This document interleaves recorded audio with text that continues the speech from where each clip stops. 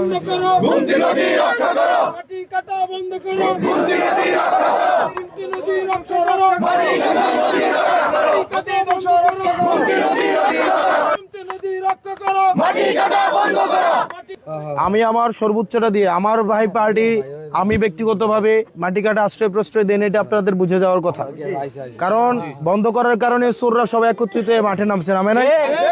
আগে কি এটা কোনোদিন নামছে? কারণ আমি ভাই আমার জিহাদ অব্যাহত রাখবো আপনারা যদি আমার পাশে থাকেন। অবশ্যই আছি। আর ঈদের দিন আজকে আমি আপনাদেরকে অনুরোধ করি, আপনারা আজকে তাহলে পড়তে ছেড়ে দেন। হ্যাঁ, আমি তাইলে হচ্ছে আমি প্রশাসনকে নিয়ে আবার বসবো, এই চোরদের বিরুদ্ধে আবার করব। আপনারা তাহলে আজকে ঈদের দিন আপনি যদি আমাদেরকে নিশ্চিত করতে পারেন যে আমাদের এই মাটি কাটা বন্ধ করতে পারবেন, তাহলে আমরা এটা এই রাস্তা ছাড়বো না। আপনারা যদি আপনারা সহায়তা করলে আমি এই নিশ্চয়তা দিতে আমরা পারবো। ইনশাআল্লাহ সবসময় আপনার পাশে আছি ইনশাআল্লাহ। আপনারা সহায়তা করবেন তো? ইনশাআল্লাহ।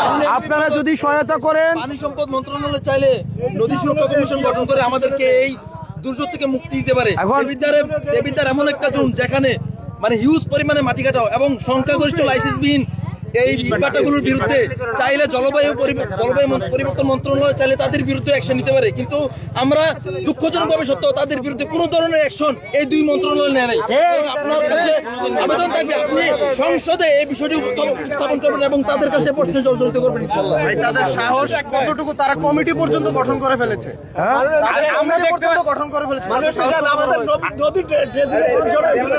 আমরা দেখি যে অনেক সময় পুলিশ ফোন দিয়া যদি আমরা পুলিশের কাছে অভিযোগ জানানো হয় বা প্রশাসনের কাছে অভিযোগ জানানো হয়, তখন পুলিশকে যদি জানানো হয় তাহলে পুলিশ ফোন দিয়ে এই মাটি কাগুদেরকে এই মাটি চোরদেরকে জানানো হয়। তো জানা দিলে এরা কি করে আগে সতর্ক হয়ে যায়। আমরা চাই পুলিশ বাহিনী যেন আগে তারা যেন ঠিক হয়ে যায়। তাহলে আমরা মনে করি এই প্রশাসন ঠিক হলে আমাদের মাটি কাগুরা আর এই আশ্রয় প্রশ্রয় পাবে না। আমি আশা করবো আপনি এই ব্যাপারে ব্যবস্থা নেবেন। আমাদের কাছে তথ্য আছে প্রতি গাড়ি থেকে 100 টাকা করে রাখা হয় প্রশাসনকে ম্যানেজ করার জন্য। এই দায়ভার প্রশাসনকে। আচ্ছা এখন আমি শুনেন, নদী সুরক্ষা কমিশন আচ্ছা আজকে ঈদের দিন ভাই, আজকে ঈদের দিন আপনারা আজকে পরিবারের সাথে ঈদ করতে আসছেন, বিভিন্ন জায়গা থেকে 2-3 দিনের ছুটিতে আসছেন, তা সত্ত্বেও আপনারা আজকে ব্রিজের উপরে দাঁড়াইছেন। এটা আমাকে অনেক বেশি আপনারা দেবিদ্বারকে যে ভালোবাসেন এটাই প্রমাণ হয়েছে। আমি আপনাদেরকে কথা দিতেছি, আমি প্রশাসনের সাথে এটা স্ট্রিক্টলি করব। গত মাসের 24 তারিখ মাটি কাটা বন্ধ হয়েছে, আপনারা এটা মানেন তো? 24 তারিখ থেকে এ পর্যন্ত আগের তুলনায় কমছে কি কমে নাই? আগের তুলনায় কমছে তো নাকি? শোনেন, এখন চুরি করে কাটে, তাই না? এখন শোনেন, আপনারা যদি আমার পাশে থাকেন, আমি আজকে একটা ভরসা পাইলাম। এতদিন মনে করতাম যে রাস্তার মধ্যে যেহেতু চোরের একসাথে নামছে, আমি মনে করছি চোররাই মনে রাস্তায় আছে, কিন্তু আজকে আমি ভরসা পাইলাম যে আপনারা সচেতনবাসী দেবিদ্বারে আছেন। সুতরাং আমি যদি কোনো স্ট্রিক্ট অ্যাকশন নেই, আমার বিরুদ্ধে যদি এই ষড়যন্ত্রকারীরা ষড়যন্ত্র করে, আপনারা কি মাঠে থাকবেন কিনা? আপনারা মাঠে থাকবেন কিনা? ইনশাল্লাহ আমি আপনাদেরকে কথা দিতেছি, আপনারা আজকের মতো ঈদের দিন আজকের মতো আপনারা বৃষ্টি ছেড়ে দেন। আর আমি আপনাকে কথা দিতেছি, এই মাটি কাটা যেন জিরোতে নিয়ে আসা যায়। আমার জায়গা থেকে যে চেষ্টা ছিল সেটার সর্বোচ্চ অব্যাহত রাখবো ইনশাআল্লাহ। প্রয়োজনে আমি নিজে অভিযানে যাব। আমি এরপর থেকে যদি মাটি কাটে, আমার রাতের বেলা প্রয়োজন আমার নিজে অভিযানে যাইতে হবে, আপনাদেরকে সাথে নিয়ে অভিযানে যাবো। আপনারা থাকবেন তো সাথে? সম্মানিত মাটি চোর যারা আছে, যারা মাটি চুরি করে জীবিকা নির্বাহ করে এবং যারা প্রভাব প্রতিপত্তির সাথে গ্রামের মধ্যে ভয়ের রাজত্ব কায়েম করে, এই সম্মানিত মাটি চোরদের নাম প্রকাশ করা হচ্ছে। তাদের সবাই মিলে সম্মিলিতভাবে একটা কমিটি গঠন করা হয়েছে, যে কমিটির সভাপতি হলো মফিজ, এই এলাকার মফিজ, এবং সাধারণ সম্পাদক হলো বিল্লাল। আরে কারা? সাধারণ এই যে তাদের কমিটি, মাটি চোরের যে কমিটি করা হয়েছে, মানে কোন তাদের গ্রামের? সভাপতি এই যে পূর্বপাড়া চরবাকরে। আচ্ছা, সভাপতি হলো, আবার আমি বলি, সভাপতি হলো মফিজ নাম এবং সাধারণ সম্পাদক হলো বিল্লাল। মাটি চোর, মাটি চোর, তারা মাটি চোর। মাটি চোরদের যে কমিটি হয়েছে, যে সর্বদলীয় মাটি চোর কমিটি, এই মাটি চোর কমিটির সভাপতি এবং সভাপতি হলো কাজী মফিজ, যাকে কাজী মফিজ নামে চিনে। তারপর সাধারণ সম্পাদক হলো বিল্লাল। আমি বলছি, সবাই একটু শুনেন, আমি তারপর সবগুলো সদস্যর নাম বলছি। পূর্বপাড়া চরবাকরের 1 নম্বর হেলাল উদ্দিন,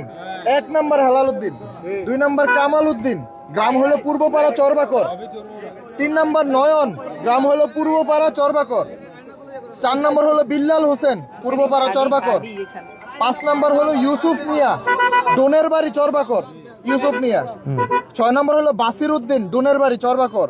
7 নম্বর হলো মিজানুর রহমান, ডোনের বাড়ি চরবাকর। 8 নম্বর হলো মাসুম বিল্লাল, পূর্বপাড়া চরবাকর। 9 নম্বর হলো শুভ, গ্রাম হলো পূর্বপাড়া চরবাকর। আরো অনেকে আছে, এগুলো হলো নাম আছে তাদের কমিটির মধ্যে। আজাদ মোল্লা নামে একজন আছে। না আজাদ মোল্লা নামে গোটা একজন মিজান। আছে। গোটা মিজান তার গোটা মিজান নামে ছিল। মিজান হ্যাঁ, মিজান গোটা মিজান। আজাদ মোল্লা আচ্ছা তাহলে কি দাঁড়াইছে? মাটি চোর কমিটির সভাপতি চোর নাম্বার 1 বড় চোর মফিজ, 2 নাম্বার চোর হচ্ছে বিল্লাল। মফিজ কে ওই যে চরবাকর না? 2 নাম্বার হচ্ছে চোর নাম্বার 2 বিল্লাল। 3 নাম্বার হচ্ছে হেলাল উদ্দিন চোর, কামাল উদ্দিন চোর, নয়ন, বিল্লাল হোসেন, ইউসুফ মিয়া, বাসির উদ্দিন, মিজানুর রহমান, মাসুম বিল্লাল, শুভ। এরা হচ্ছে, শোনেন আসতেছে, এটা হচ্ছে এই কমিটির সর্বাকরের হচ্ছে কমিটির চোরদের যে কমিটি আছে। এবার এই চোররা যারা আছে তারা নিজেদের সন্তানরা এলাকায় রাখে না, তারা দূরে রাখে।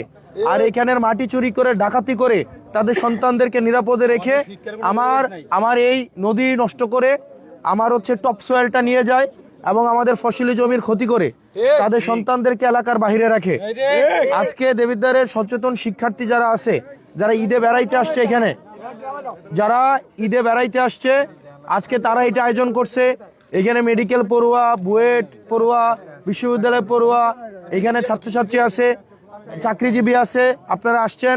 তো ওনারা দেখলাম যে একটা প্রতিবাদ করতেছে, আমাকে বারবার বললো যে আমি না আসলে এখান থেকে ওনারা যাবে না। এখন স্বাভাবিকভাবে কয়েকদিন আগে দেখলাম চোরদের একটা হচ্ছে মিছিল হয়েছে, যেখানে চোররা সবাই হচ্ছে স্বাধীনতা দিতেছে, চুরি করার স্বাধীনতা। তাদেরকে নাকি চুরি করার স্বাধীনতা দিতে হবে, বৈধ উপায়ে চুরি করার স্বাধীনতা। এখন আমি একটা প্রশ্ন, আসলে বৈধ উপায়ে কি চুরি করার কোনো স্বাধীনতা আছে? বৈধ উপায়ে গাঁজা খাওয়ার স্বাধীনতা আছে? মদ খাওয়ার স্বাধীনতা আছে? বৈধ উপায়ে কোনো ধরনের অবৈধ কাজ করার কোনো স্বাধীনতা আছে? এখন ধরেন আমারে যে তারা মিছিল করলো যে বৈধ উপায়ে মাটি চুরি করার স্বাধীনতা দেন, আর আমি বৈধ উপায়ে মাটি কিভাবে চুরি করার স্বাধীনতা দিব? আজকে ঈদের দিন এই যে শিক্ষিত শ্রেণী যারা পরিবেশ নিয়ে গুমতি রক্ষার্থে, যারা হচ্ছে চিন্তিত, যারা দেবিদ্বারের সচেতনবাসী শিক্ষার্থী, আপনি দেখেন এখানে কি কোনো ধরনের, আপনারা দেখেন তো প্রত্যেকটা ছেলে এখানে যারা দাঁড়াইছে তারা হচ্ছে বিবেকের তাড়নায় সুচিন্তিত মতামতের ভিত্তিতে আজকে এখানে দাঁড়াইছে। আবার আপনাদের কাছে আমার প্রশ্ন, কাদের দাবি মেনে নেওয়া উচিত? এটা কি চোরদের পক্ষে আমি থাকবো নাকি এই যারা আজকে এখানে দাঁড়াইছে তাদের পক্ষে থাকবো? তাদের পক্ষে থাকবো, আমাদের পক্ষে। আপনারা যদি বলেন চোরদের নিরাপদে চুরি করার অধিকার ফিরাই দেই, আপনারা যদি বলেন তাহলে আমি সেটা করবো। আমি কি সেটা করব নাকি এইখানে যারা আছে তাদের পক্ষে থাকবো? এবার আসেন, এইখানে যারা আছে তাদের পক্ষে যদি থাকতে চায় বিভিন্ন বাধা বিঘ্ন আসবে, বাধা বিঘ্ন আসবে, আপনারা আমার পাশে থাকবেন?